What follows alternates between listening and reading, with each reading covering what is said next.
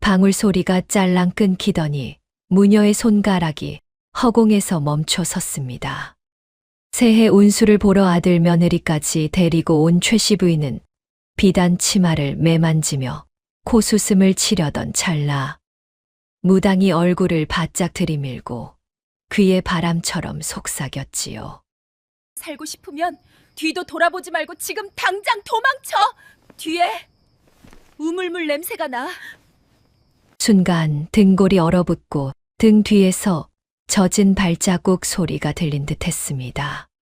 최씨 부인은 복채를 던지고 문턱을 박차 뛰쳐나가 눈길을 맨발로 내달립니다. 그런데 더 소름인 건 부인 발자국 옆에 작고 젖은 발자국이 하나가 더 찍히고 있다는 겁니다. 그날 이후 그 집안엔 밤마다 방울 소리가 들리기 시작했답니다. 사연 시작 전 구독 한 번만 눌러주신다면 그곳으로 행운이 가득히 뜰기를 바라겠습니다. 설날 아침이었습니다. 한양 저작거리에는 떡치는 소리와 아이들 웃음소리가 요란스레 울려 퍼지고 있었지요. 그 소란을 뒤로하고 최씨 부인은 금사로 수놓은 비단 가마를 타고 구미 선녀의 신당을 향해 가고 있었답니다. 이놈들아, 다리에 힘을 꽉 안 주느냐? 해가 중천에 뜨기 전에 도착해야 한단 말이다. 어서 서둘러. 최씨 부인이 가마 안에서 칼칼한 목소리로 호통을 치자 가마꾼들이 숨을 헐떡이며 발걸음을 재촉했습니다. 부인의 얼굴에는 평소와 달리 초조함이 가득했지요. 며칠 전부터 밤마다 기괴한 꿈에 시달리고 있었던 것입니다.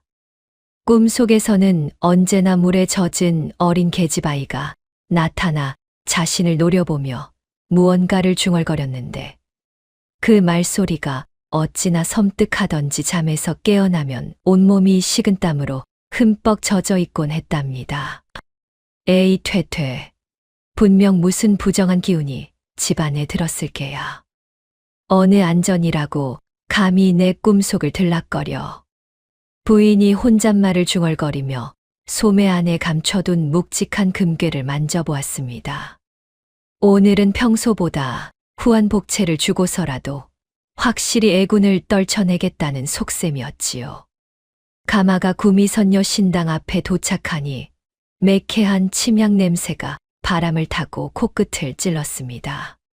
신당 처마 끝에 달린 풍경 소리가 쟁그랑거리며 묘한 분위기를 자아내고 있었지요. 부인마님, 다 왔습니다요. 신당 앞입니다. 가마꾼의 말에 최씨 부인이 가마에서 내려 신당 안으로 발걸음을 옮겼습니다. 신당 안은 어둑하고 습기가 가득했는데 한가운데에는 푸른 날이 선 작두가 놓여 있었습니다. 무당은 이미 굿을 준비하고 있었습니다.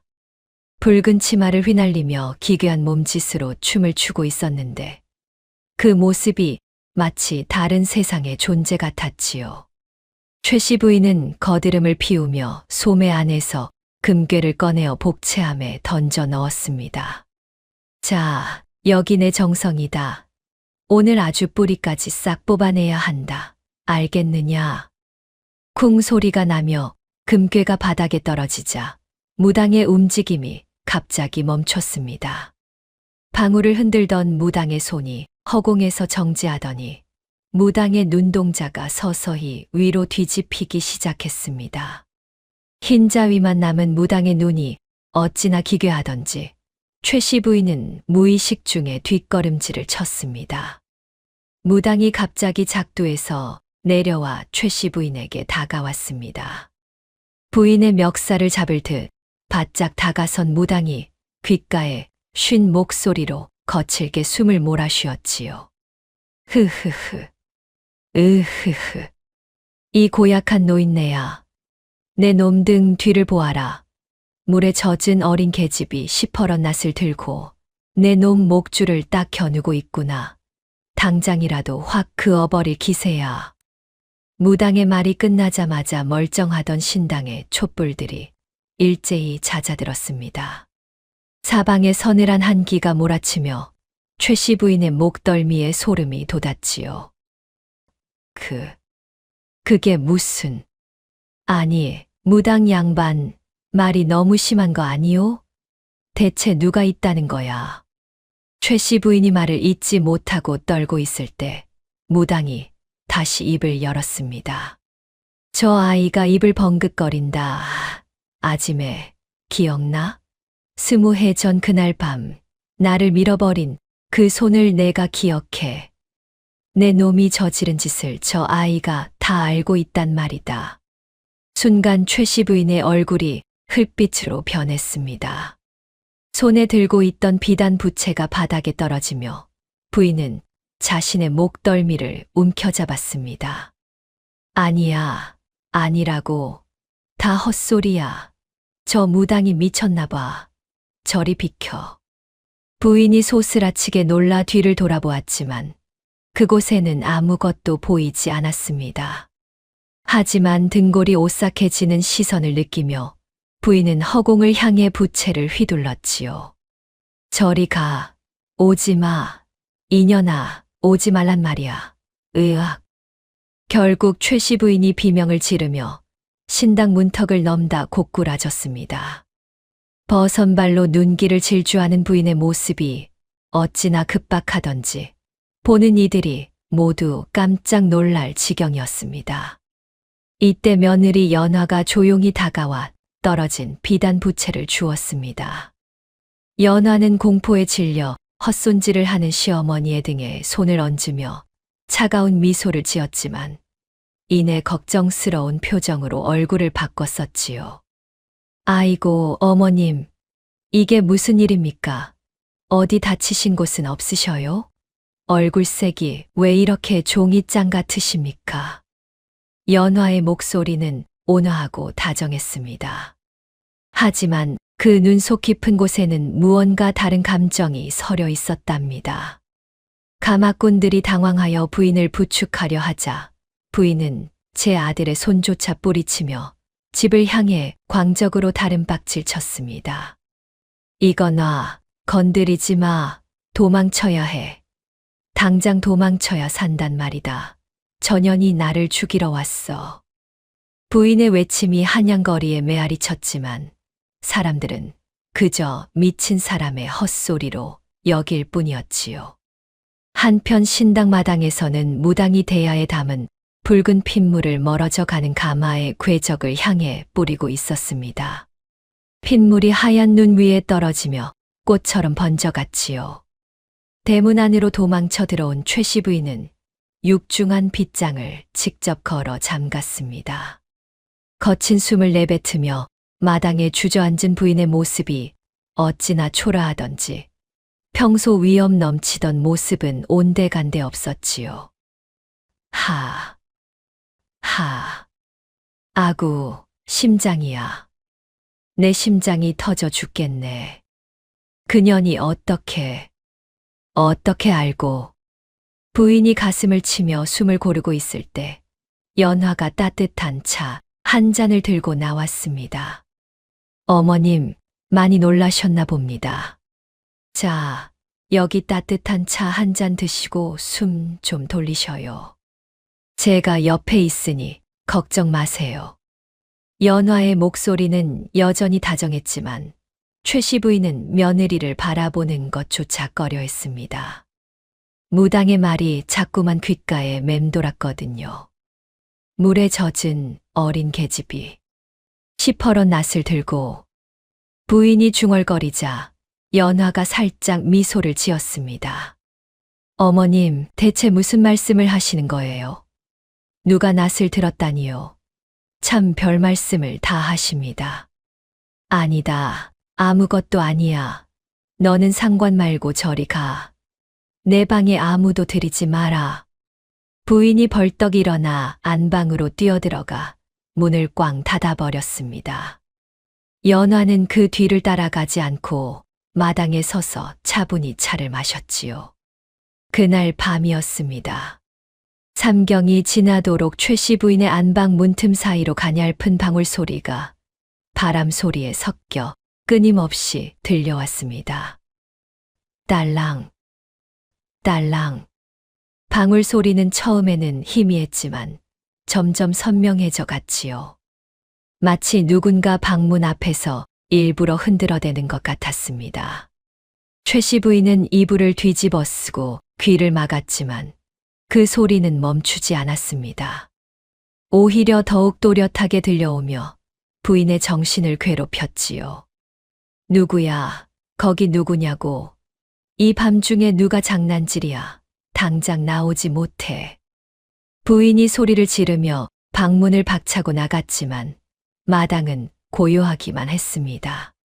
달빛만이 하얗게 마당을 비추고 있을 뿐이었지요. 그런데 이상했습니다. 방문을 닫고 들어가자마자 다시 방울 소리가 들려오는 것이었습니다. 딸랑딸랑, 딸랑딸랑. 이번에는 더욱 빠르게, 더욱 간절하게 울려 퍼졌습니다. 마치 무언가 급히 전하고 싶은 말이 있다는 듯이 말이지요. 최씨 부인은 온몸이 떨려왔습니다. 20해 전 그날 밤이 자꾸만 떠올랐거든요. 안 돼. 오지 마. 제발 그만해. 내가 잘못했다니까. 아니야. 난 잘못 없어. 으아. 부인이 머리를 감싸쥐며 괴로워했지만 방울 소리는 새벽이 올 때까지 계속되었습니다. 그리고 그 소리가 멈출 때쯤 부인은 문득 깨달았지요. 자신을 향한 복수가 이미 시작되었다는 것을 말입니다. 다음 날 아침 최씨 부인은 거울을 보고 깜짝 놀랐습니다. 하룻밤 사이에 머리카락이 하얗게 새어 있었거든요. 그 모습이 어찌나 처참하던지 부인은 거울을 엎어버리고 말았습니다. 연화가 아침 문안을 드리러 왔을 때 부인은 이불을 뒤집어 쓴 채 떨고 있었습니다. 어머님, 밤새 안녕히 주무셨습니까? 진지 드실 시간인데 일어나셔야지요. 연화의 부드러운 목소리가 들려왔지만 부인은 대답하지 않았습니다. 다만 이불 속에서 중얼거릴 뿐이었지요. 방울 소리가 또 들릴 거야. 그년이 왔어. 방울을 흔들며 나를 잡으러 왔단 말이야. 연화가 문틈으로 시어머니의 모습을 바라보며 조용히 미소를 지었습니다. 그 미소 속에는 20해 동안 품어온 깊은 원한이 서려 있었답니다. 이렇게 하여 최씨 부인을 향한 무서운 복수의 서막이 오른 것입니다. 과연 이 집안에 어떤 일들이 벌어질지 그 누구도 짐작할 수 없었지요. 때는 20해 전 장마철이었습니다. 거센 빗줄기가 쏟아지는 야밤에 젊은 시절의 최씨 부인은 주인집 대감의 비밀 창고 문을 따고 있었지요. 그때 부인의 이름은 옥분이었습니다. 천한 몸종 출신이었지만 주인집 도련님의 눈에 들어 첩으로 들어간 지 얼마 되지 않았던 때였답니다. 흐흐흐, 이 금덩이 좀 보게나. 어쩜 이리 노란 빛깔이 고울까. 이것들만 있으면 평생 손에 물 한 방울 안 묻히고 떵떵거리며 살 수 있을 텐데. 그렇고 말고. 옥분이 금부치와 폐물을 자루에 담으며 욕심스러운 눈빛을 번뜩였습니다. 주인집 대감이 몰래 감춰둔 보물들이었는데 그 값어치가 어마어마했거든요. 그런데 이때였습니다. 문틈으로 이 광경을 목격한 어린 식모 명분이와 눈이 마주쳤던 것입니다. 명분이는 겨우 13살밖에 안 된 앳된 계집아이였습니다. 죽은 어머니의 유품이라며 낡은 은비녀 하나를 목숨처럼 아끼는 순박한 아이였지요. 아지매, 지금 뭐 하시는 거예요? 대감마님 창고에서 왜 그걸? 명분이가 깜짝 놀라 뒤로 물러서자 옥분의 얼굴이 순간 일그러졌습니다. 들켜버린 것입니다. 어머, 명분이구나. 예, 명분아. 이리 와보렴. 아지매가 너 주려고 아주 맛난 걸 챙겨놨단다. 응, 이리 와서 아짐의 말 좀 들어봐. 옥분이 달콤한 목소리로 명분이를 불렀지만 아이는 본능적으로 위험을 감지했나 봅니다. 아니에요, 저는 아무것도 못 봤어요. 정말이에요, 아짐에. 아무한테도 말 안 할게요. 명분이가 이렇게 외치며 빗속으로 달아나기 시작했습니다. 작은 발로 후다닥 뛰어가는 모습이 어찌나 애처롭던지 평상시라면 불쌍히 여겼을 텐데 말이지요. 하지만 옥분에게는 그럴 여유가 없었습니다. 자신의 비밀이 들통나면 모든 것이 끝장이었거든요. 옥분이 창고에서 낫을 들고 뒷마당 우물가까지 아이를 추격했습니다. 빗물에 젖은 땅이 미끄러웠지만 옥분은 포기하지 않았지요. 이년아, 거기 안 서. 내년이 감히 내 앞길을 막으려 들어. 거기 서란 말이야. 진흙탕에 미끄러진 명분이의 머리채를 옥분이 잡아챘습니다. 아이의 가느다란 목에서 흐느끼는 소리가 새어나왔지요. 아짐에 제발 살려주세요. 저 엄마한테 가야 해요. 잘못했어요, 아짐에. 명분이가 애원했지만 옥분은 이미 마음을 굳혔습니다. 아이의 입을 틀어막고 우물 난간으로 몰아넣었지요. 그때 명분이가 살려달라며 옥분의 허리춤에 매달린 초록 비취 놀이개를 필사적으로 움켜잡았습니다. 그 놀이개에는 최옥분이라는 이름이 또렷이 새겨져 있었지요.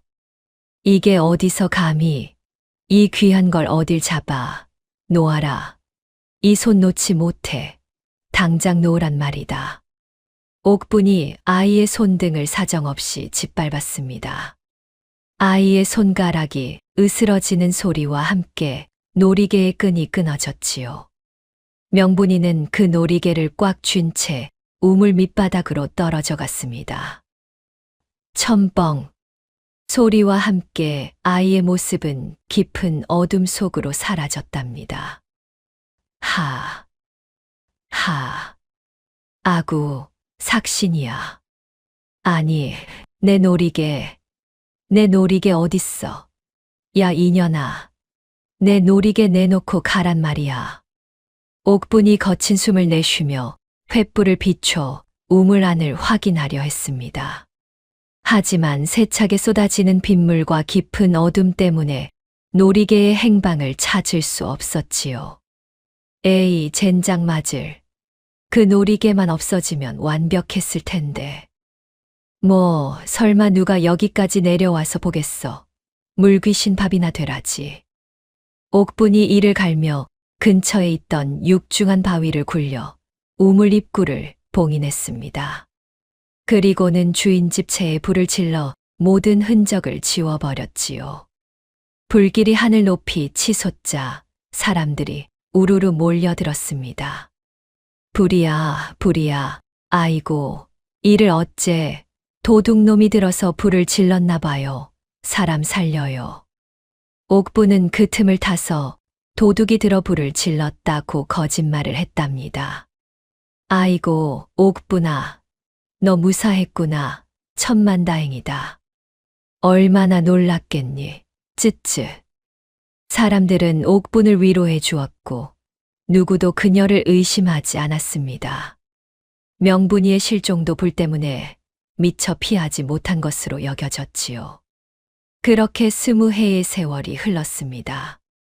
옥분은 최씨 부인이 되어 떵떵거리며 살았지만 그날 밤의 일은 가슴 깊숙이 묻어두고 있었지요. 다시 현재로 돌아와서 말입니다. 최씨 부인은 화경 앞에 앉아 떨리는 손으로 머리를 매만지고 있었습니다. 어젯밤 방울 소리 때문에 한숨도 자지 못해 얼굴이 말이 아니었거든요. 아이고, 내 팔자야. 잠 한숨 못 잤더니 눈가가 퀭하네. 이게 다 무슨 해괴망측한 일이란 말인가. 그 무당년이 헛소리를 해서 내 정신이 다 나갔나 봐. 부인이 혼잣말을 중얼거리며 거울을 들여다보는데 깜짝 놀랄 일이 벌어졌습니다. 거울 속 자신의 어깨 위에 하얀 손이 놓여 있는 것이 보였거든요. 으악, 누구야, 거기 누구냐고. 부인이 화들짝 놀라 뒤를 돌아보았습니다. 그곳에는 단정하게 옷매무새를 만져주는 며느리 연화가 서 있을 뿐이었지요. 어머님, 저예요, 연화. 왜 이리 소스라치게 놀라셔요? 제가 옷매무새 좀 만져드리려고 왔지요. 연화의 목소리는 여전히 다정했습니다. 하지만 최씨 부인의 눈에는 연화의 눈빛이 과거 우물 속으로 사라지던 명분이의 절망적인 눈망울과 겹쳐 보였지요. 아, 아니, 연화였구나. 난 또 누가? 아니다. 아무것도 아니야. 내가 좀 예민해서 그렇다. 부인이 헛것을 본 듯 눈을 비비며 중얼거렸습니다. 이때 연화가 따뜻한 찻잔을 건넸습니다. 밤새 잠도 못 주무신 것 같은데 이거라도 드시고 기운을 차리세요.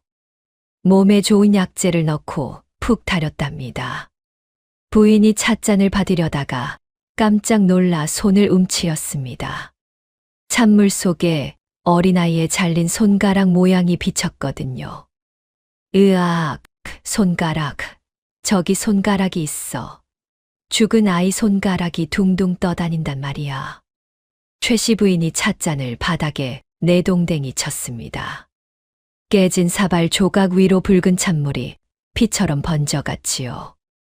아이고, 어머님, 손가락이라니요? 이게 다 찬물인데 대체 뭘 보신 거예요? 보셔요. 여기 찻십 조각밖에 없지 않습니까? 연화가 놀란 척하며 바닥을 살펴보았지만 그곳에는 평범한 찻잔 조각들만 흩어져 있었습니다. 최씨 부인은 바닥을 기어 안방 구석으로 몸을 숨겼습니다. 마치 누군가 자신을 잡으러 올까봐 두려워하는 것 같았지요. 연화는 바닥에 떨어진 찻잔 조각을 손으로 하나하나 주워 담으며 조용히 말했습니다. 쯧쯧, 어머님께서 기력이 많이 쇠하셨나 봅니다. 헛것이 다 보이시고. 걱정 마셔요. 제가 깨끗이 치워드릴게요. 그러면서 연화가 부인의 발치에 있는 그림자를 살짝 밟았습니다. 최씨 부인은 왜인지 등골이 서늘해지는 것을 느꼈지요. 나는 아무것도 안 했어. 정말이야. 걔가 혼자 발이 미끄러져서 그런 거라고. 나는 잘못 없어. 부인이 중얼거리자 연화가 고개를 들어 부인을 바라보았습니다. 어머님, 누구를 말씀하시는 거예요? 누가 발이 미끄러졌다는 건가요? 저는 도통 무슨 말씀이신지 모르겠습니다. 연화의 질문에 최씨 부인은 더욱 당황했습니다. 아니야, 아무것도 아니라고. 너는 상관 말고 나가. 당장 나가란 말이야. 부인이 방문의 창구멍을 종이로 막으며 밖에서 들려오는 미세한 물방울 소리에 귀를 막았습니다. 그리고는 이불을 뒤집어 쓴 채 흐느끼기 시작했지요. 연화는 그런 시어머니를 지켜보며 차분히 찻잔 조각을 치웠습니다. 그 얼굴에는 묘한 만족감이 스쳐 지나갔답니다. 곧 모든 것이 밝혀질 것입니다. 억울하게 죽은 넋이 길을 찾고 있으니까요. 연화가 작은 목소리로 중얼거렸지만 이불 속에서 떨고 있는 최씨 부인의 귀에는 들리지 않았습니다. 이렇게 하여 20해 전의 진실이 서서히 모습을 드러내기 시작했습니다. 최씨 부인을 향한 복수의 그물이 점점 더 촘촘하게 조여오고 있었지요. 며칠 뒤 정오 무렵이었습니다. 최씨 부인은 연화가 시장에 나간 틈을 타서 며느리의 방 안으로 몰래 잠입했습니다.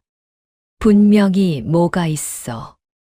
내 눈은 못 속이지. 그 요망한 년이 들어오고 나서 집안에 물비린내가 진동을 하고 말이야.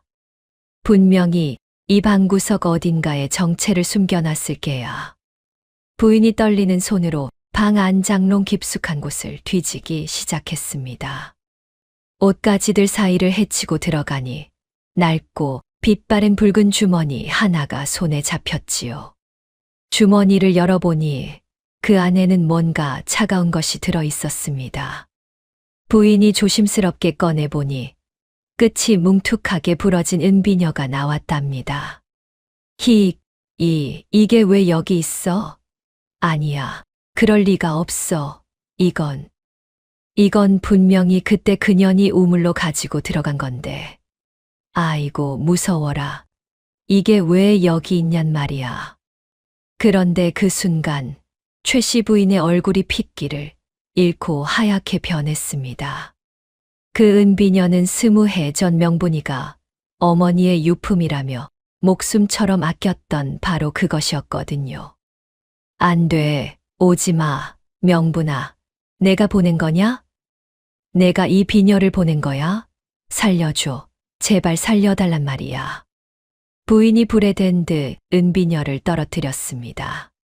그러자 방 안 가득 기괴한 향내가 피어오르며 부인은 코를 막고 뒷걸음질 쳤지요. 이때 방문이 스르르 열리며 연화가 쟁반을 들고 들어왔습니다. 쟁반 위에는 걸쭉한 들깨죽이 놓여 있었는데 그것은 명분이가 생전에 가장 좋아하던 음식이었답니다.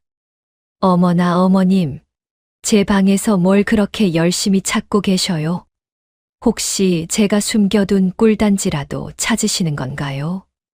호호호. 연화의 목소리는 여전히 차분했습니다.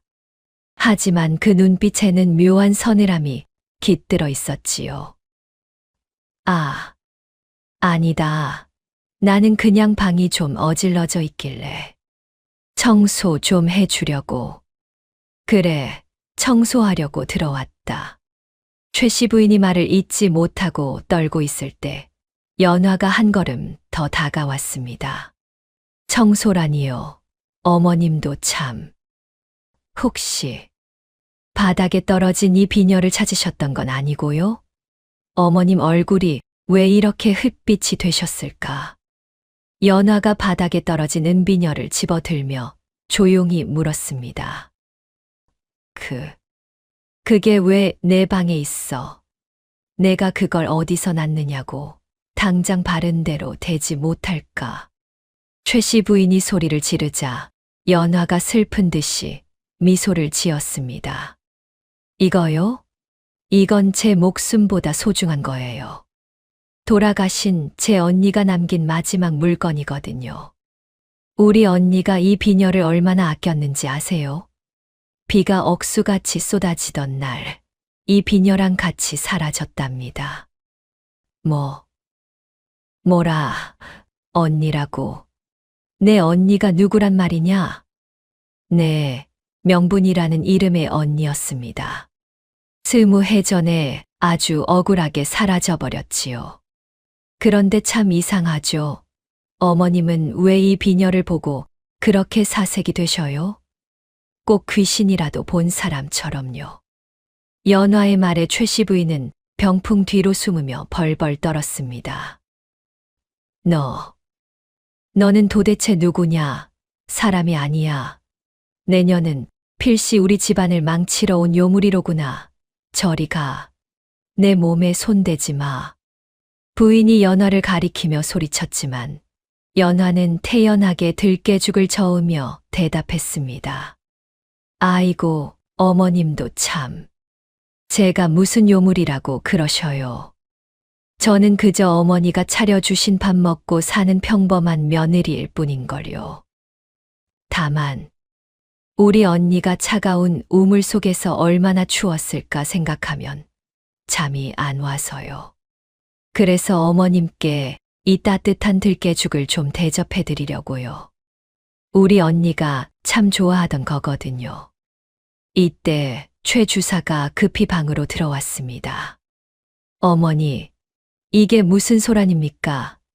아내가 임신해서 몸도 무거운 사람인데 왜 이렇게 소리를 지르셔요? 아들아, 속지 마라. 저녀는 사람이 아니야. 명분이 동생이래. 우리 집안에 복수하러 온 귀신이란 말이다. 당장 내쫓아라. 최 씨 부인이 아들에게 매달리며 울부짖었지만 최 주사는 어머니를 만류했습니다. 어머니, 제발 그만 좀 하세요.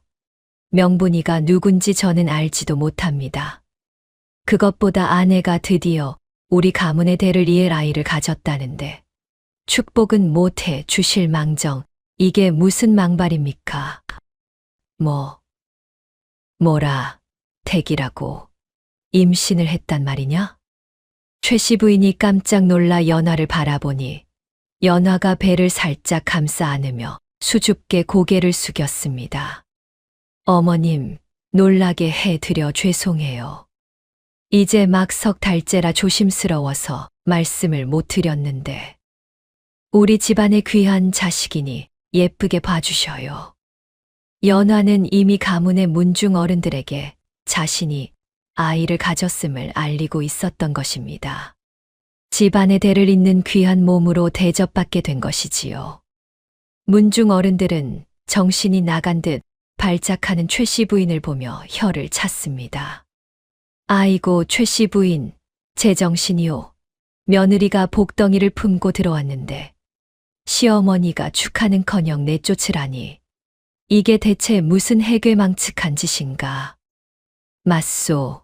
가문이 평안해야 아이도 잘 자랄 것 아니오. 이제 곧간 열쇠는 그만 저 젊고 영민한 며느리에게 넘기시고 부인은 방에서 쉬면서 마음이나 다스리시오. 문중 어른들이 최 주사에게 압박을 가하자 주사는 고민에 빠졌습니다. 그날 밤부터 연화는 안방 문 밖에서 가느다란 목소리로 구슬픈 자장가를 흥얼거리기 시작했습니다. 자장, 자장, 우물 속 우리 언니. 차가운 물 속에서 얼마나 추웠을까. 이제 곧 따뜻한 곳으로 가게 해줄게. 자장, 자장. 그 자장가 소리가 어찌나 애처롭고 서글프던지 듣는 이의 마음을 저미게 만들었지요. 하지만 최 씨 부인에게는 그것이 저승사자의 노랫소리처럼 들렸답니다.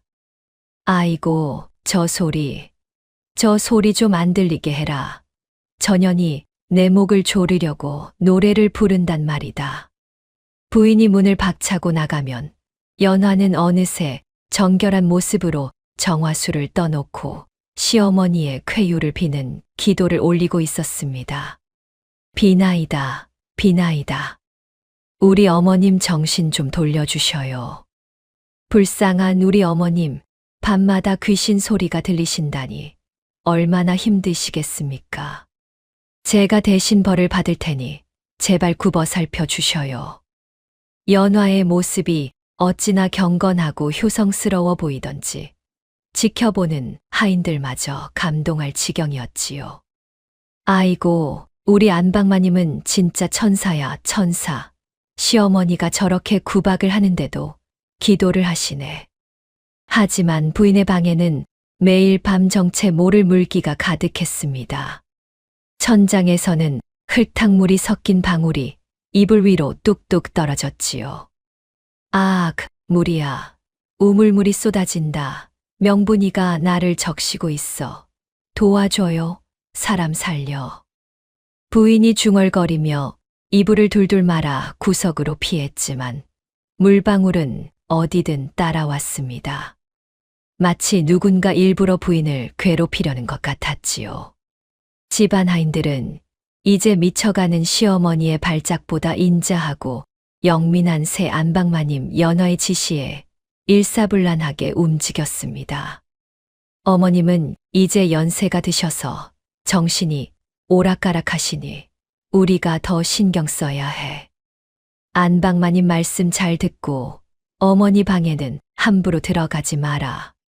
하인들의 마음이 이미 연화에게로 기운 것입니다. 최 씨 부인은 자신의 방 안에서도 누군가 지켜보고 있다는 망상에 사로잡혀 창살을 손톱으로 긁으며 밤을 지새웠습니다. 손톱이 다 뒤집혀 피가 났지만 부인은 그것도 모르고 계속 긁어댔지요.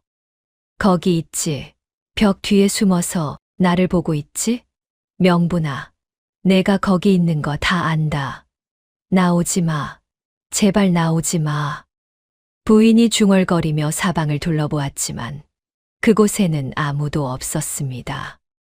다만 어둠만이 부인을 둘러싸고 있을 뿐이었지요. 한편 문 너머에서는 연화가 시어머니의 신음소리를 들으며 천천히 자신의 손에 든 은비녀를 매만지고 있었습니다. 언니, 들려? 저 여자의 비명소리가.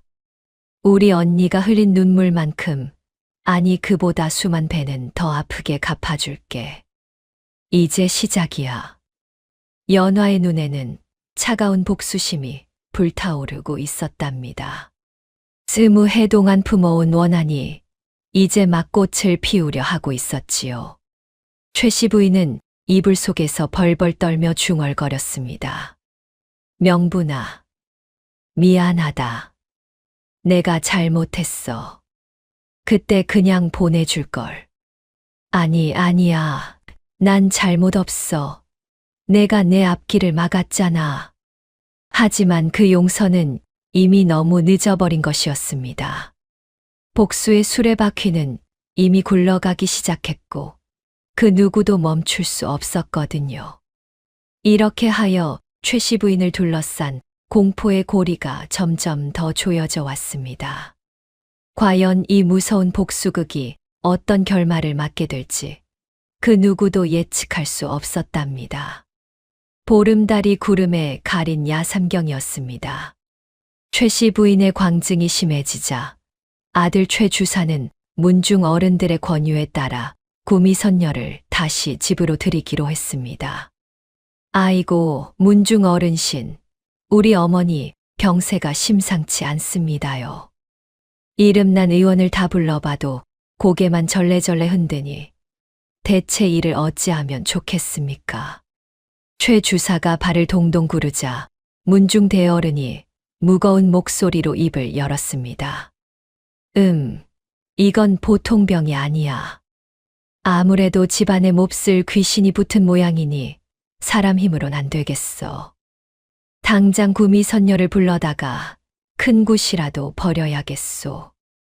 무당은 집 마당 한가운데에 거대한 굿판을 차리고 붉은 깃발을 사방에 꽂아 부정한 기운을 가두는 진을 쳤습니다. 깃발들이 바람에 팔랑거리며 묘한 기운을 자아냈지요. 자, 잡신들은 물러가고 신령님은 굽어살피소서. 허이, 오늘 이 집구석에 박힌 살을 몽땅 뽑아낼 것이니라. 무당이 날카로운 작두날 위에 올라서서 발을 구르며 포효했습니다. 그 모습이 어찌나 위험차고 신령스러워 보이던지 구경하는 사람들이 모두 숨을 죽이고 지켜보았답니다. 에잇, 이 집안에 억울하게 죽은 원혼이 가득하구나. 차가운 물속에서 벌벌 떨며 복수할 날만 기다려온 넋이 보여. 내 이놈들, 감히 누구 안전이라고 여기 붙어 있느냐. 무당이 최씨 부인의 가슴 속에 숨겨진 죄악의 응어리를 끄집어내듯 외쳤습니다. 부인, 내 눈은 못 속여. 20해 전 그날 밤 저 뒷마당 우물가에서 무슨 짓을 했느냐.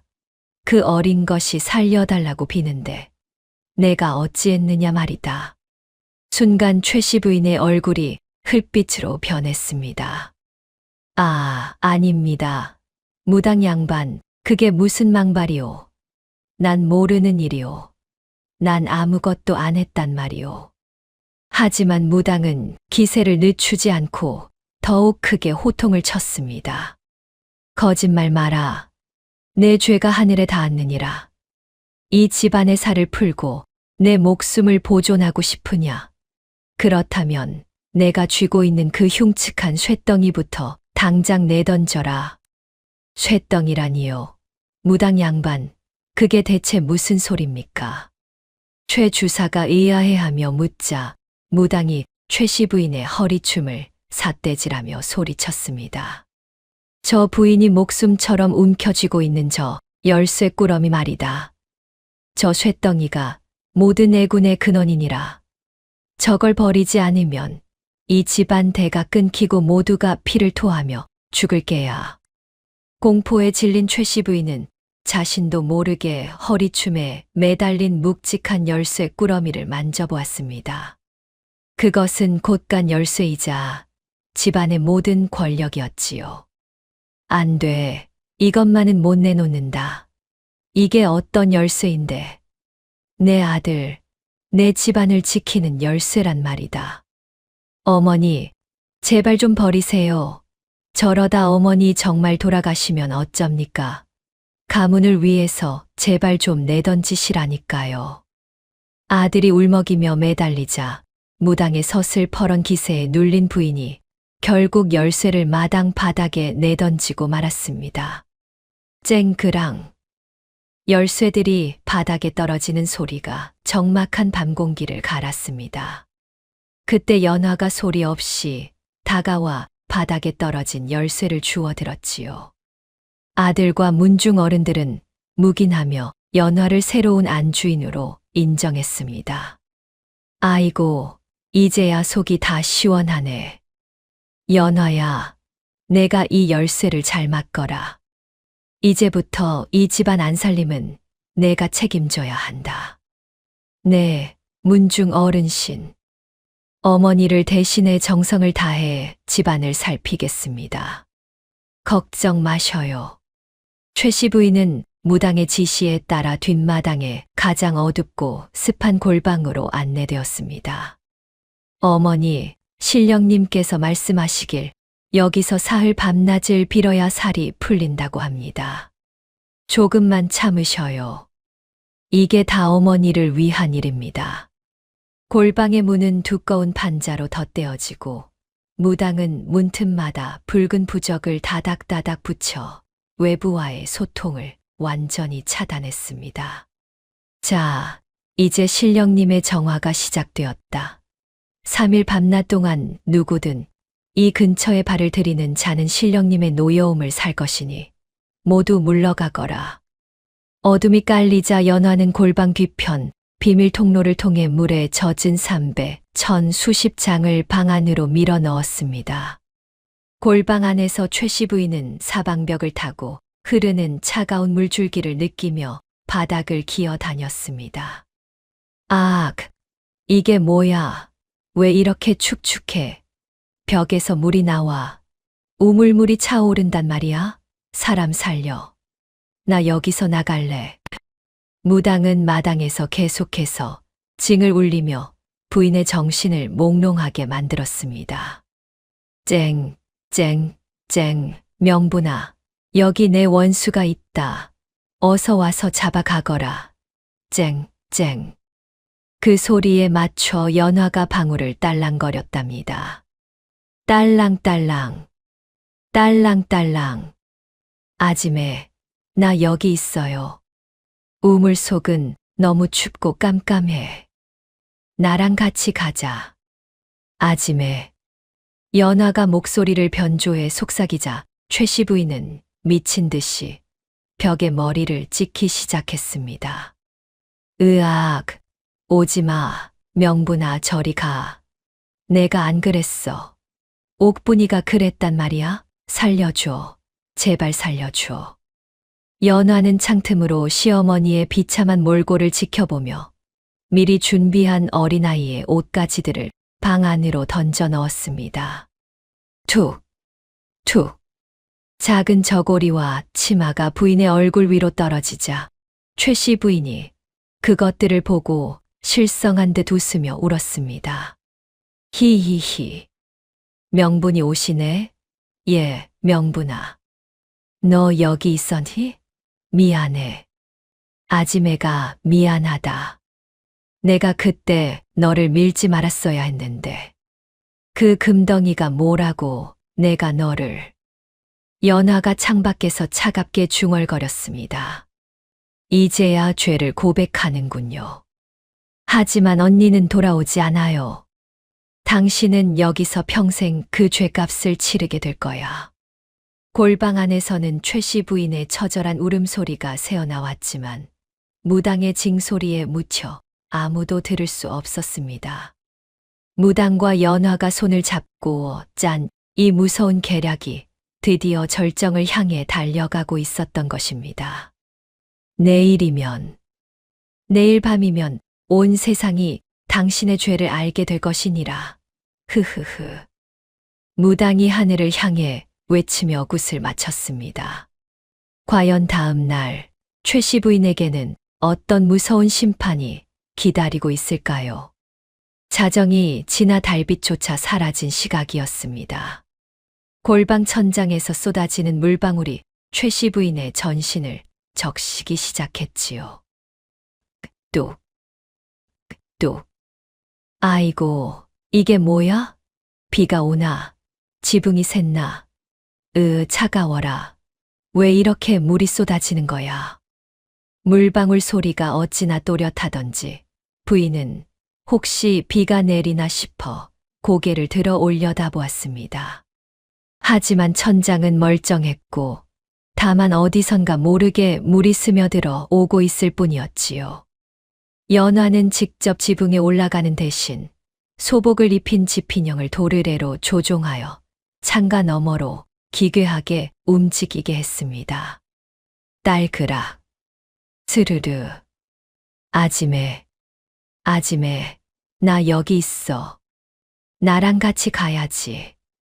밤바람에 흔들리는 집인형의 그림자가 창문에 비치며 마치 살아있는 사람처럼 보였답니다. 무당이 피운 환각 성분의 향 연기가 방 안을 가득 채우자 부인의 눈에는 창가에 비친 집인형의 그림자가 명분이의 귀신으로 보였습니다.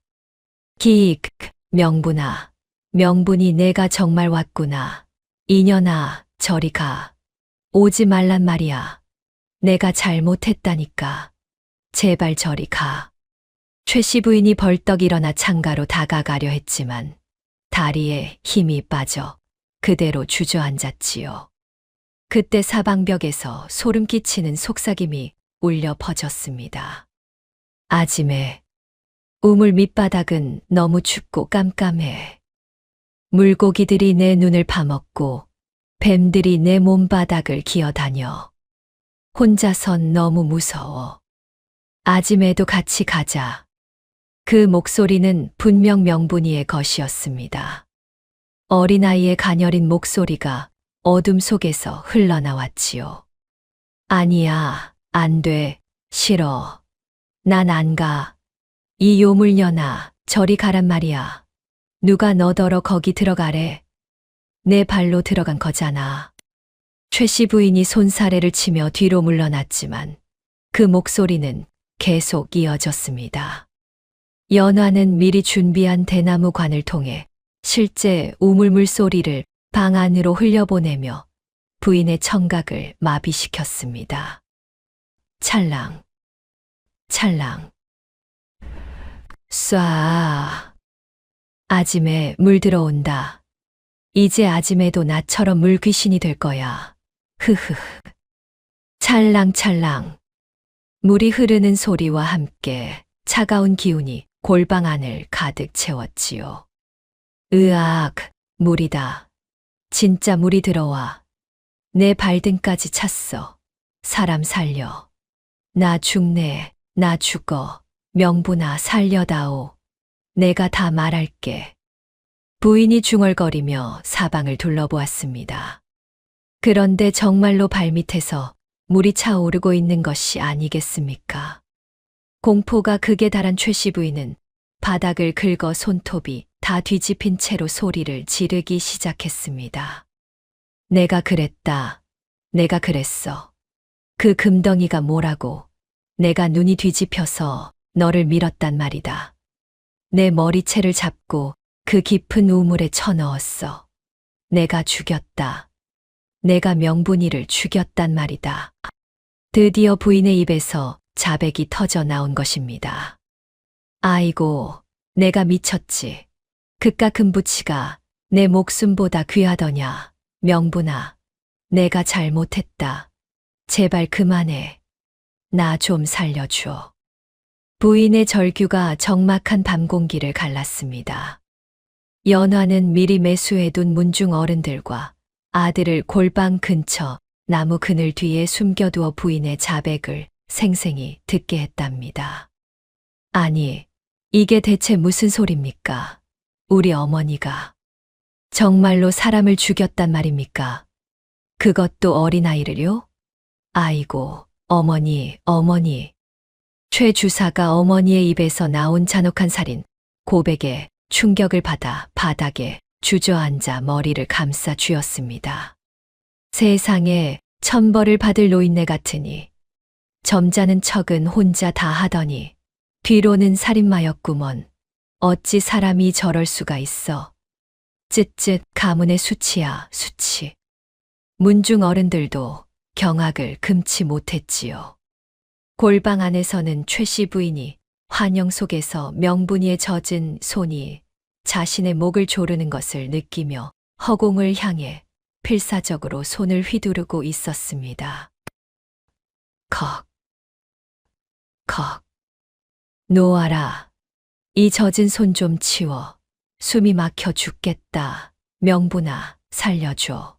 으아. 부인이 스스로 골방 문을 박차고 뛰쳐나와 마당 한가운데 엎드려 아무도 없는 허공을 향해 머리를 조아렸습니다. 명분아, 내가 잘못했다. 내가 너를 밀었어. 이 늙은이의 죄를 용서해다오. 제발 나 좀 살려줘. 부인의 입가에서는 거품이 일고 눈동자는 초점을 잃은 채 사방을 두리번거리며 보이지 않는 무언가를 피하려 했습니다. 연화는 소리 없이 시어머니 뒤로 다가가 젖은 소복 자락을 살짝 부인의 발등에 스치게 했습니다. 킥, 발이야. 명분이가 내 발등을 잡았어. 물귀신이 나를 끌고 가려 한다. 으악. 부인이 비명을 지르며 마당을 가로질러 담벼락에 머리를 부딪혔습니다. 쿵 소리와 함께 부인이 그대로 쓰러져 정신을 잃었지요. 어머니, 정신 좀 차려보세요. 어머니. 최 주사가 급히 달려갔지만 부인은 이미 의식을 잃은 상태였습니다. 연화가 조용히 다가와 시어머니의 맥을 짚어보며 말했습니다. 서방님, 너무 놀라지 마셔요. 다행히 숨은 붙어 계십니다. 하지만 지은 죄가 너무 무거워 혼백이 달아난 모양이에요. 어머님 마음속에 맺힌 응어리를 풀어드리지 않으면 영영 깨어나지 못하실지도 모릅니다. 무당이 굿을 마치며 최 주사에게 말했습니다. 이제 원혼이 자기 정체를 드러냈으니 진실을 밝혀야 살 길이 열립니다. 저 부인이 숨기고 싶어 하던 마지막 증거를 찾아내야 합니다. 증거라니요. 무당 양반, 그게 대체 뭡니까? 죽은 아이가 우물로 떨어질 때 혼자 가지 않았습니다. 저 부인의 아주 소중한 것을 움켜쥐고 내려갔단 말입니다. 그걸 찾아야 이 집안에 내린 저주가 풀릴 것이오. 연화가 고개를 끄덕이며 조용히 말했습니다. 서방님, 어머님이 아까부터 계속 우물하시지 않았습니까? 혹시 뒷산 고택에 있는 그 막힌 우물 말이에요. 거기를 한번 파보는 게 어떨까요? 그래야 어머님도 우리 집안도 살 수 있을 것 같아요. 최 주사가 깜짝 놀라 연화를 바라보았습니다. 우물을 판다고 20년이나 지난 그 우물을 말이오? 하지만 거긴 이미 돌로 막아놨는데. 그래도 파야 합니다. 저 노인네가 제 입으로 사람을 죽였다고 했으니 사실인지 확인을 해야 할 것 아니오. 여보게들, 내일 날이 밝는 대로 연장 챙겨서 고택으로 모이세. 문중 어른들의 불호령에 아들도 결국 고개를 끄덕였습니다. 연화는 쓰러진 시어머니를 내려다보며 마음속으로 중얼거렸습니다. 언니, 조금만 더 기다려. 내일이면 언니가 20년 동안 꽉 쥐고 있었던 그 놀이개가 세상 밖으로 나올 거야. 그때가 저 여자의 진짜 끝이야. 다음 날 동이틀 무렵이었습니다. 최 씨 부인은 잠시 정신을 차린 듯 하더니 갑자기 눈을 부릅뜨고 부엌으로 달려갔지요. 이년, 이 요물년, 이 모든 게 다 전연짓이야. 그렇고 말고, 내가 죄를 지었다고, 내가 사람을 죽였다고, 히히히, 다 전연이 향을 피워서 나를 홀린 거야. 내 정신을 쏙 빼놓고 가짜 소리를 하게 만든 거라고. 부인이 식칼을 움켜쥐고 광적으로 중얼거렸습니다. 칼날이 아침 햇살에 번쩍 빛나며 섬뜩한 기운을 풍겼지요. 오냐, 내가 나를 미친년으로 만들었지. 그럼 내가 진짜 미친년이 되어주마. 내 배를 갈라버리고 그 잘난 요물을 꺼내야겠다. 그래야 내가 산다. 내가 살아. 부인의 눈에는 광기가 서려 있었습니다. 하룻밤 사이에 머리카락이 더욱 하얗게 새어 있었지요. 연화야, 이 요물년아, 당장 나오너라. 내년의 가면을 내가 확 벗겨주마. 최 씨 부인이 식칼을 휘두르며 연화의 처소로 난입했습니다. 문을 벌컥 열어젖히니 연화가 조용히 바느질을 하고 있었답니다. 임신한 몸인 연화는 피하지 않고 차분히 서서 칼날을 든 시어머니를 슬픈 눈으로 응시했습니다. 어머님, 이른 아침부터 식칼을 들고 어찌 이러십니까? 날이 서어 위험하오니 제발 내려놓으셔요. 뱃속의 아이가 놀랍니다. 연화의 목소리는 여전히 차분했지만 그 눈빛에는 묘한 서늘함이 깃들어 있었지요. 이 요망한 년, 입 닥치지 못해. 내년이 밤마다 방울을 흔들고 내 귀에 대고 속삭였지. 내가 모를 줄 아느냐. 오늘이야말로 내년의 숨통을 끊어놓겠다. 최 씨 부인이 칼을 높이 쳐들어 연화의 배를 겨누는 순간이었습니다. 최 주사가 나타나 어머니의 팔목을 낚아채 바닥으로 내동댕이 쳤지요. 어머니, 이게 대체 무슨 해괴망측한 짓입니까? 며느리가 뱃속에 어머니의 손주를 품고 있는데 어찌 칼을 휘두르신단 말입니까? 대체 어디까지 가문의 얼굴에 먹칠을 하시렵니까? 아들의 외침에 최 씨 부인은 칼을 놓치고 광적으로 웃어댔습니다. 킥킥킥, 아들아, 너도 속았어. 저 배 속에 든 건 내 자식이 아니야. 우물 귀신 새끼란 말이다. 전연이 우물에서 명분이를 데리고 온 거야. 하하하, 웃겨라. 귀신이랑 살면서 좋단다. 부인이 바닥에 뒹구는 흙을 양손으로 움켜쥐어 입안에 밀어넣으며 연화를 향해 입에 담지 못할 악담을 쏟아냈지요. 우적우적. 흙맛이 좋구나. 명분이도 우물 속에서 흙을 먹었겠지. 전연도 내가 저 흙 속에 파묻어 줄 테다. 전연은 사람이 아니야.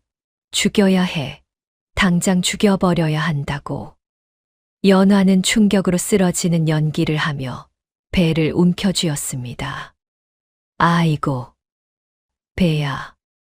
서방님, 아이가 잘못되는 거 아닌가요? 어머니, 제발 진정하세요. 제가 잘못했습니다. 제발 아이만은. 연화야, 정신 차려라. 이보게들, 뭐 하고 있나? 의원을 부르러 가지 않고 당장 어머니를 묶어라. 어서. 최 주사가 급히 아내를 부축하자 하인들이 의원을 부르러 대문 밖으로 뛰쳐나갔습니다. 어머니, 이제 그만하십시오. 어머니 손주를 죽이려 하시다니 정말 실성하신 겁니까? 이제 더는 못 참겠습니다. 아들이 미쳐버린 어머니를 향해 절망의 눈물을 흘리며 가솔들을 시켜 부인을 밧줄로 꽁꽁 묶게 했습니다. 최 씨 부인은 포승줄에 묶인 채로도 계속 소리를 질러댔지요. 우물 속에 죽은 명분이가 날 부르고 있다. 저기 봐라. 명분이가 낫을 들고 서 있잖아. 히히히, 연화야. 내가 명분이지. 내가 나를 잡으러 온 명분이지. 부인이 허공을 향해 발길질을 하며 광적으로 웃었습니다. 이놈들아, 이거 놔. 내가 주인이야. 전현이 범인이라고. 명분이가 나를 데리러 온 거란 말이야. 전현 몸속에 귀신이 들었어. 부인은 아들의 바짓가랑이를 물어뜯으며 끝까지 자신의 무죄와 연화의 정체를 주장했지만 누구도 믿지 않았습니다. 아이고, 저 노인네 좀 봐. 귀신 타령을 하더니 이제는 흙까지 씹어 드시네. 정말 안 됐구먼. 지은 죄가 얼마나 크면 저렇게 정신이 회가닥 나갔을까. 문중 어른들이 혀를 차며 고개를 저었지요. 연화는 방 안에서 안정을 취하는 척하며 침상 밑에 숨겨두었던 명분이의 은비녀를 꺼내어 깊은 한숨을 내쉬었습니다. 언니, 이제 정말 마지막이야. 조금만 참아. 저 여자가 지은 죄 하나도 빠짐없이 다 돌려받게 해줄게. 연화가 비녀를 가슴에 품으며 작은 목소리로 속삭였지요. 한편 최 주사는 집안의 명예를 지키기 위해 어머니를 관아에 넘기는 대신 뒷마당 광에 가두고 자물쇠를 채웠습니다. 어머니, 제발 좀 진정하세요. 정신을 차리실 때까지는 여기 계셔야 합니다. 이게 다 가문을 위한 길입니다. 아들의 말에 최씨 부인은 더욱 격렬하게 소리를 질러댔지요. 이놈아, 내 말을 믿어라. 전현이 내 마누라가 아니야. 저것은 우물 귀신이란 말이다. 문 열어. 문 열란 말이야. 하지만 아무도 듣지 않았습니다. 광 안에서 최씨 부인은 벽을 손톱으로 긁어 자신의 이름과 명분이의 이름을 피로 써 내려가며 광기를 내뿜었습니다. 명분아, 미안해. 아니야, 내가 안 죽였어. 내가 혼자 빠진 거잖아. 으악, 손톱이야. 내 손톱이 다 빠진다. 명분아, 살려줘. 부인이 벽에 머리를 부딪히며 통곡했지만 그 소리는 두꺼운 광문에 막혀 밖으로 새어나오지 못했답니다. 마을 사람들은 담벼락 너머로 들려오는 부인의 괴성에 귀를 막으며 수군거렸지요. 아이고, 밤낮으로 곡소리가 들리니 동네 망신이네. 참, 죄지은 자의 말로가 저리도 참혹하구나. 하늘이 다 보고 있다더니 틀린 말 하나 없구먼. 연화는 눈물을 닦고 거울 앞에 앉아 비로소 자신의 진짜 얼굴을 마주했습니다. 스무 해 동안 숨겨온 복수심이 이제 막 결실을 맺으려 하고 있었거든요. 언니, 내일이야. 내일이면 사람들이 그 차가운 우물을 파헤칠 거야. 그리고 언니가 20년 동안 꽉 쥐고 있었던 그 증거를 내놓겠지. 연화가 거울 속 자신을 바라보며 마지막 계획을 점검했습니다. 그 시각 광 안에서는 최씨 부인이 벽에 기대어 중얼거리고 있었습니다. 우물. 그 우물만 파보면 내가 한 일이 아니라는 걸 알 텐데. 아니야, 파면 안 돼. 파면 내가 죽어. 명분아, 나오지 마. 나오지 말란 말이야. 하지만 부인은 알지 못했습니다. 바로 그 우물에서 자신을 파멸시킬 결정적인 증거가 나올 것이라는 것을 말이지요. 연화의 복수는 이제 마지막 단계에 접어들었습니다. 20해 전 그날 밤의 진실이 마침내 세상에 드러날 때가 온 것이었답니다. 밤하늘에는 차가운 별들만이 반짝이고 있었고 복수의 여신은 조용히 미소를 지으며 마지막 승부수를 준비하고 있었습니다. 사흘이 지난 아침이었습니다. 연화가 최 주사에게 조심스럽게 말을 꺼냈지요. 서방님, 어머니의 광증을 근본적으로 고치려면 그 맺힌 원한의 실체를 확인해야 할 것 같습니다. 무슨 뜻입니까? 어머니께서 계속 우물 얘기를 하시지 않습니까? 혹시 그곳에 무언가 있을지도 모르지요. 최 주사가 고민에 잠기자 문중 어른들이 한 목소리로 말했습니다. 그래, 한번 확인해 보는 것이 좋겠소. 이대로 두면 가문의 명예만 더 실추될 뿐이오. 최 주사는 가솔들과 장정들을 소집하여 20해 전 폐쇄되었던 뒷산 고택의 우물가로 향했습니다. 연화도 몸이 무거운 채로 따라 나섰지요. 이래 동안 내린 비로 진흙탕이 된 우물가에서 장정들이 밧줄을 걸어 육중한 봉인 바위를 들어 올리기 시작했습니다. 어기차, 어기차. 장정들의 구호 소리가 산등성이에 울려 퍼졌답니다. 바위가 조금씩 들려지자 연화가 조용히 중얼거렸습니다. 언니, 이제 세상에 나올 때가 왔어. 마침내 바위가 완전히 옮겨지자 우물 입구에서 20해 동안 갇혀있던 썩은 물 냄새와 한기가 안개처럼 뿜어져 나왔습니다. 이게 무슨 냄새요? 장정들이 코를 막으며 뒤로 물러섰지요. 연화가 준비해온 횃불을 장정 하나에게 건네며 말했습니다. 조심스럽게 내려가서 확인해 보세요. 예, 안방마님. 장정이 횃불을 든 채 우물 밑바닥으로 조심스럽게 내려갔습니다. 깊은 어둠 속에서 횃불빛만이 흔들거리며 희미하게 빛났지요. 어라. 우물 밑에서 장정의 놀란 목소리가 올라왔습니다. 뭔가 있습니다. 뼈 같은 게 있어요. 최 주사의 얼굴이 창백해졌습니다. 장정이 진흙 더미를 파헤치기 시작하자 한참 후 작은 유골이 광주리에 담겨 올라왔습니다. 그 유골은 어린아이의 것으로 보였는데 손가락 뼈가 무언가를 꽉 움켜쥐고 있었지요. 이게 뭡니까? 최 주사가 떨리는 목소리로 물었습니다. 연화가 다가가 유골을 확인하며 오열하기 시작했습니다. 언니구나. 그리고는 유골에 굳게 다물린 손뼈 사이에서 흘덩이를 직접 손으로 털어냈지요. 진흙 속에서 모습을 드러낸 것은 놀라운 것이었습니다. 최옥분이라는 이름이 또렷이 새겨진 낡은 초록빛 비취 놀이개였거든요. 이게 최 주사가 그 놀이개를 보고 경악했습니다. 그것은 분명 어머니가 젊은 시절 차고 다니던 것이었거든요. 놀이개에 끄는 명분이가 마지막 순간에 잡아당긴 듯 거칠게 뜯겨 있었고, 유골은 20해의 세월 동안 이를 놓지 않고 있었던 것입니다. 연화가 떨리는 목소리로 말했습니다. 이것은 제 언니 명분이가 죽을 때 범인에게서 뜯어낸 증거물입니다.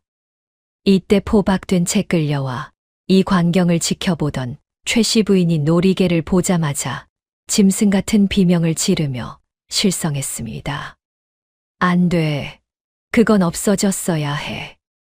부인이 발악하며 소리를 질렀지만 이미 모든 것이 드러나 버린 상황이었지요. 문중 어른들이 놀이개를 자세히 살펴보며 혀를 찼습니다. 최옥분이라. 분명 부인의 본명이 아닙니까?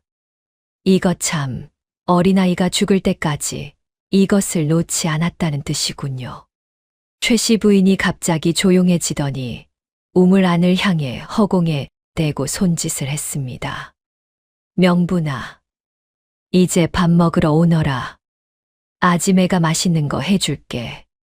그 모습이 어찌나 처참하던지 보는 이들이 모두 섬뜩해할 지경이었답니다.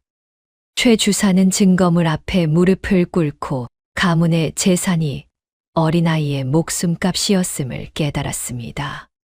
이 모든 부귀영화가, 이 모든 것이 죄 없는 아이의 피 위에 세워진 것이었구나. 주사가 오열하며 모든 명예를 포기하기로 결심했지요. 연화는 정중하게 명분이의 유골을 수습하여 볕이 잘 드는 산기슭에 묻어주었습니다. 그리고 원혼을 달래는 노잣돈을 올리며 조용히 기도했지요. 언니, 이제 편히 쉬세요. 억울함이 다 풀렸으니까요.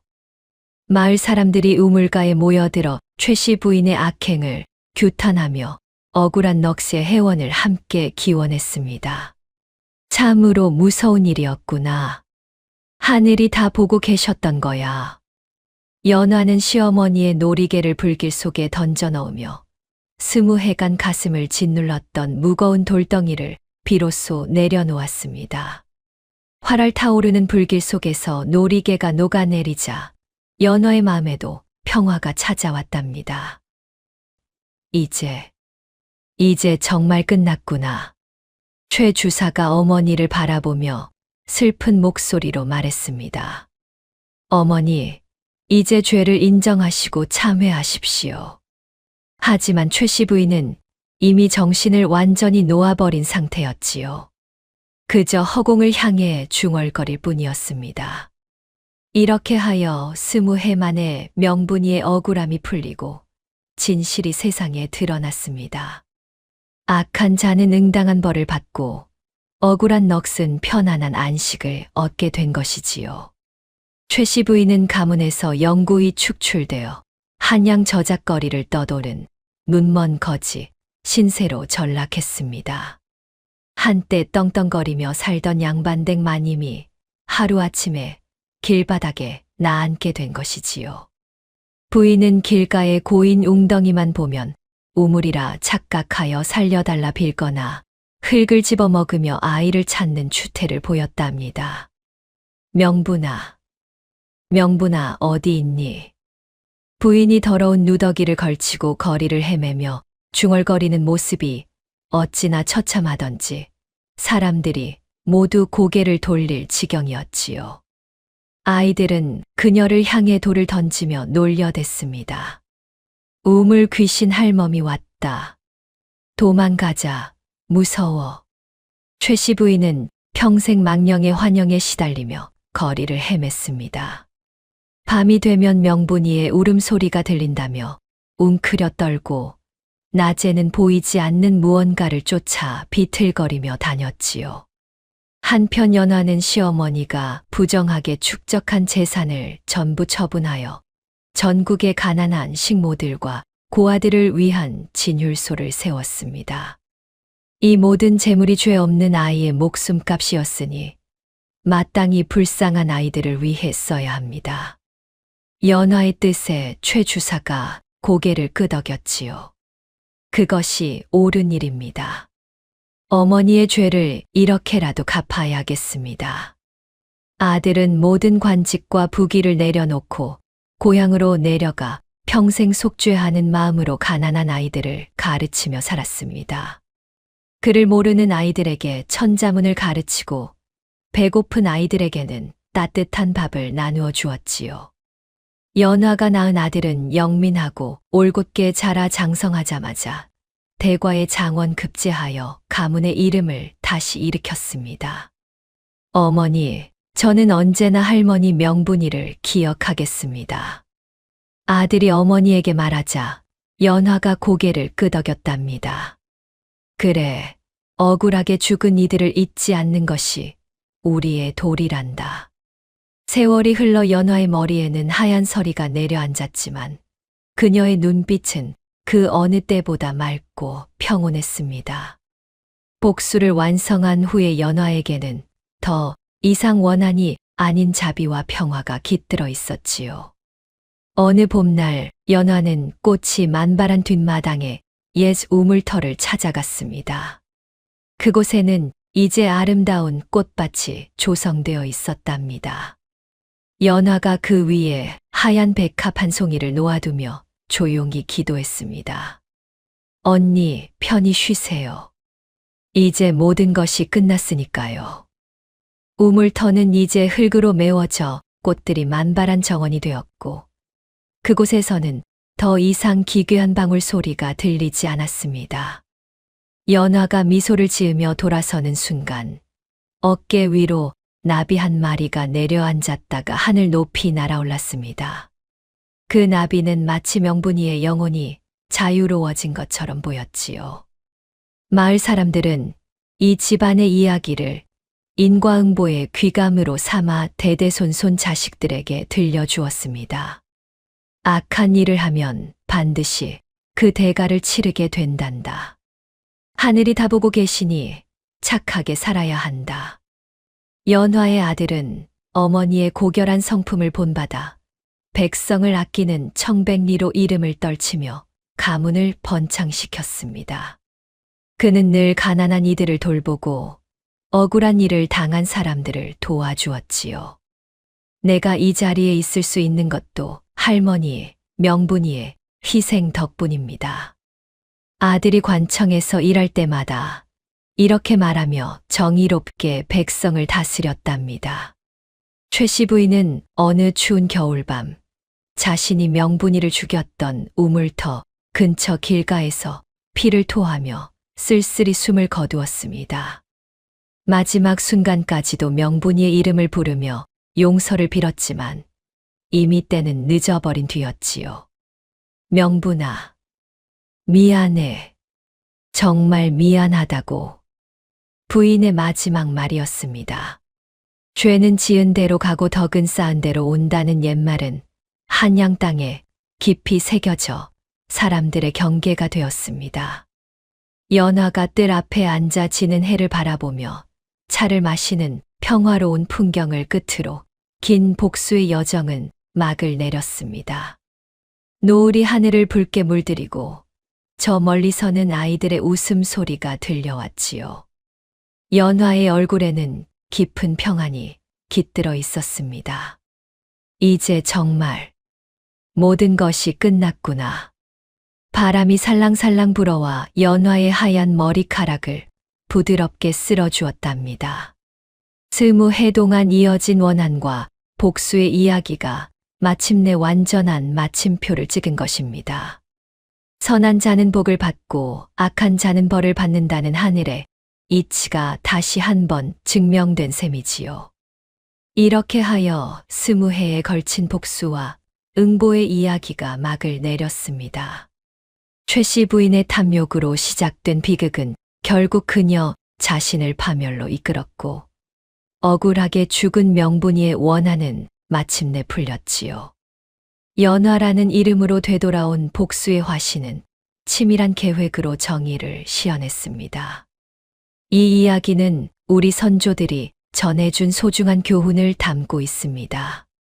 죄는 지은 대로 가고 덕은 쌓은 대로 온다는 말처럼 악한 행동은 반드시 그 대가를 치르게 되고 선한 마음은 결국 복으로 돌아온다는 것이지요. 비록 시간이 오래 걸릴지라도 하늘은 모든 것을 지켜보고 계시며 억울함은 언젠가 반드시 해원되고 정의는 실현된다는 믿음을 주는 이야기였습니다. 오늘의 이야기가 당신의 마음에 작은 울림을 드렸다면 앞으로도 따뜻하고 행복한 이야기들로 찾아뵐 수 있도록 구독과 좋아요를 눌러주세요. 그리고 사연의 주인공을 위한 따뜻한 말씀도 댓글로 부탁드립니다. 당신의 오늘이 인생 최고의 하루가 되길 응원하겠습니다. 감사합니다.